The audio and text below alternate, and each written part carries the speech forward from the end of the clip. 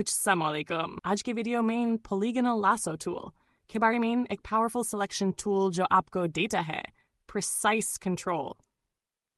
Polygonal Lasso Tool का use आप tab करते हैं जब object का selection straight lines में, जैसे किसी building, box या किसी angular shape को cut या isolate करना हो. इस tool को use करने के लिए toolbar से Polygonal Lasso Tool select करें या simply keyboard से else press करें और Shift L से toggle करें अगर दूसरा Lasso Tool selected हो. अब जहां से selection start करना है, वहां click करें, फिर हर angle या corner पर click करते जाएं. जब shape complete हो जाए, तो last point को पहले वाले point से connect करें. या double click करें तो selection close हो जाए.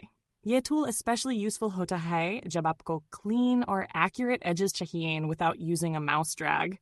सिर्फ click से काम हो जाता है. अगर आप गलती से wrong point पे click कर दें तो backspace दबाकर last point हटा सकते हैं. तो दोस्तों, अब selection करना हो गया है Polygonal Lasso Tool के साथ.